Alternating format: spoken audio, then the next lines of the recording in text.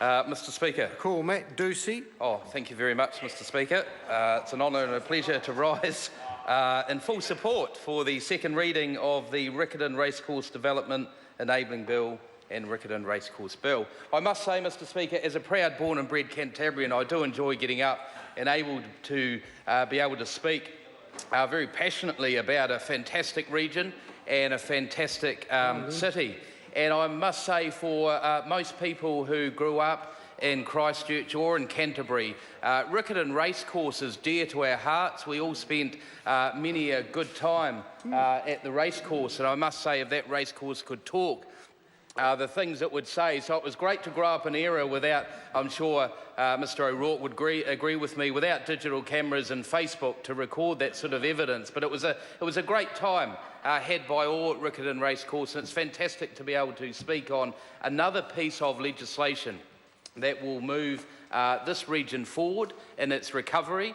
We are building and rebuilding the best new small city in the world, Mr Speaker. And when I reflect on Riccarton Racecourse, I mean, the first thing that comes to my mind, which is synonymous to racing, of course, is the classic call of Rion Murtha when the horses bolt from the gate, racing this time, and fantastic. Oh, I could reflect for hours, Mr Speaker. But my points I want to touch on, Mr Speaker, is why I think this area is critical to the development of Christchurch. Location-wise, as been canvassed by other speakers in this House, it's well positioned for development. 12 kilometres from the CBD. Also, there's been large growth and change in how we view Greater Christchurch. Once upon a time, Riccarton Racecourse would have been seen out of the way. Places like Belfast and my electorate, you would have packed your lunch. It was a day trip. And now these areas are all being seen as pretty much central city.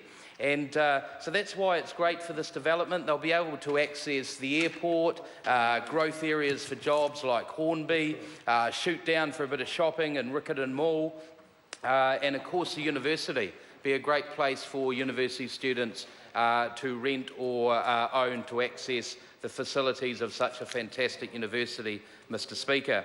So in this development, we know there's going to be 600 properties, about 30% or 180 of them are going to be affordable, and it's going to be under that 450 cap for the KiwiSaver Home Start loan. And I must say, I was reading about this the other day, Mr Speaker, going great guns in Canterbury, 533 families have been supported in their first house because of this initiative. I know in my electorate, Mr Speaker, of Waimakariri, we're up to about 234 families being assisted into their first home because of this scheme.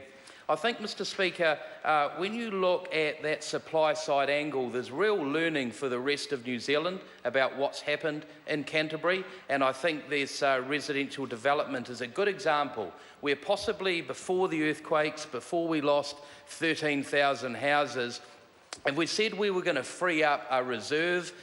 You know, Cantabrians are not very good at using parks. We like looking at them, but to actually do something in it, we're a bit adverse. But now we have this need around freeing up land and building more houses. We increase supply and an equal demand, Mr Speaker. And I think when you look at annual house price inflation, very minimal now in Canterbury compared to the rest of New Zealand, there's a real lesson in that. But just to finish, Mr Speaker, what was really the strongest point of the Select Committee process was taking a cross-party membership of the Select Committee down to Canterbury to show our continued support as people in Parliament to support the rebuild of the best new small city in the world, and I commend this bill to the House.